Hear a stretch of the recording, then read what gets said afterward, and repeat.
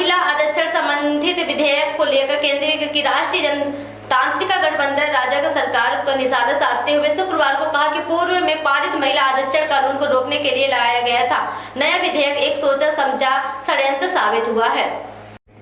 उन्होंने कहा कि प्रधानमंत्री नरेंद्र मोदी और गृह मंत्री अमित शाह सहित पूरी सरकार को यह भली भांति ज्ञात था कि विपक्ष के सहयोग के बिना इतना महत्वपूर्ण विधेयक पारित नहीं हो सकता। इसके बावजूद विपक्षी दलों को विश्वास में लेने का कोई गंभीर प्रयास नहीं किया गया।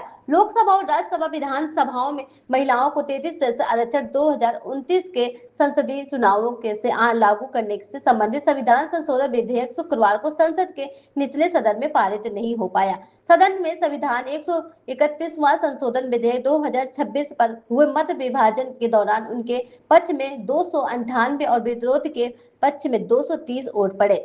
इस संदर्भ में गहलोत के एक बयान में कहा गया है कि लोकसभा में नेता प्रतिपक्ष राहुल गांधी और राज्यसभा में नेता प्रतिपक्ष मल्लिकार्जुन खड़गे लगातार सर्वदलीय बैठक की मांग करते रहे, लेकिन प्रधानमंत्री ने सभी दलों को एक मंच पर बुलाकर संवाद करने के बजाय अलग अलग बातचीत कर राजनीतिक फूट डालने का प्रयास किया। उन्होंने कहा कि यदि सरकार वास्तव में महिला सशक्तिकरण के प्रति गंभीर होती है तो दक्षिण भारत के राज्यों और पश्चिम बंगाल की आशंकाओं को दूर करने के लिए वहां के मुख्यमंत्री के से सामूहिक चर्चा की जाती है, जिससे विश्वास का वातावरण बनता है।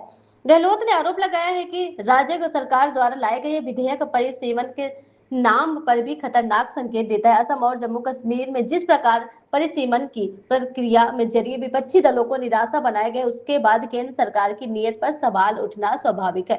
उन्होंने कहा कि भाजपा के विधानसभा चुनावों के बीच संसद सत्र बुलाकर और विपक्ष के साथ संवादहीनता बनाए रखकर जानबूझकर ऐसी परिस्थितियां निर्मित की गई जिससे विधेयक पारित न हो सके और इसका दोष विपक्ष पर मढ़ा जा सके।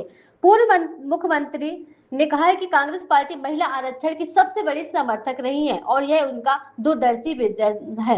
उन्होंने कहा कि पिछले 3 दशकों से लाखों महिलाओं को जमीनी स्तर की राजनीतिक में नेतृत्व का अवसर देने का श्रेय राजीव गांधी और कांग्रेस पार्टी को जाता है, जिन्होंने पंचायती राज संस्थाओं और स्थानीय निकायों की महिलाओं के लिए आरक्षण की ऐतिहासिक पहल की थी।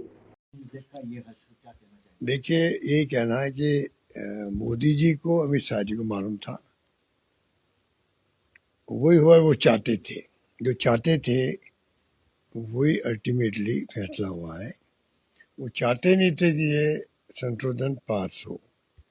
अगर वो चाहते तो 2 बातें इम्पोर्टेंट है, तो कितना इम्पोर्टेंट ये संशोधन थे महिलाओं के लिए। नंबर 1, विपक्षी पार्टियों के साथ मीटिंग करते। कई बार खड़गे साहब ने, राहुल गांधी जी ने कहा, तब भी नहीं की, सरकार ने नहीं करी मीटिंग। क्यों नहीं करी मीटिंग? नंबर 1। नंबर 2, आप जो दक्षिण के राज्य हैं जिनको गलतफहमी थी, वहाँ के मुख्यमंत्री को बुलाते, प्रधानमंत्री जी खुद बात करते या गृह मंत्री जी बात करते। इतना इम्पोर्टेंट ये संशोधन थे,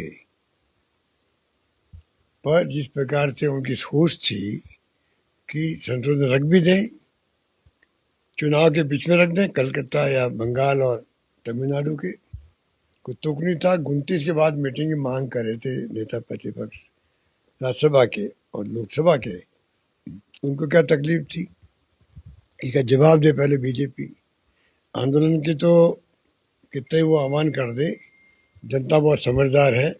ये जो मैं उनसे क्वेश्चन कर रहा हूँ उनका जवाब दे दे पहले। वो चुनाव चल रहे और आपने, खड़गे साहब ने कहा, राहुल गांधी जी ने कहा, उसके बाद में आपने विशेष अधिकारी पहले क्यों बुलाया? 10 दिन में क्या फर्क पड़ता? इतना गंभीर मामला था ये तो। और नंबर 2, दक्षिण के राज्य थे, उनसे क्यों नहीं बुला के बातचीत करी? और नंबर 3, विपक्षी पार्टी की मीटिंग क्यों नहीं बुलाई? इतना बड़ा संशोधन होने जा रहे हैं जो 2023 के अंदर इन्होंने बिल पास किया, सभी ने मिलकर किया। वही माहौल अभी बनाना चाहिए था। उस माहौल को तोड़ने का काम इन्होंने किया। उस माहौल को तोड़ने का काम इन्होंने किया कि जानबूझ करके जो कानून बन चुका है 2023 का, सर्वसम्मति से बन चुका है, और वही काम अब होना चाहिए था। तो जानबूझ के बार बार कहने के बावजूद भी कांग्रेस प्रेसिडेंट के और राहुल गांधी जी के, इन्होंने उचित नहीं समझा मीटिंग बुलाना। इसका जवाब दे, वो क्यों नहीं उचित समझा? कोई जवाब है इनके पास में? इंडिया ने बुला के बात कर ली। और उनको एक्सप्लेन कर रहे हैं पार्लियामेंट के अंदर, उन्होंने ये कहा ये नहीं कहा, क्या मतलब है? इसका मतलब कि नीयत साफ नहीं थी और इसीलिए ये सब कुछ हुआ है।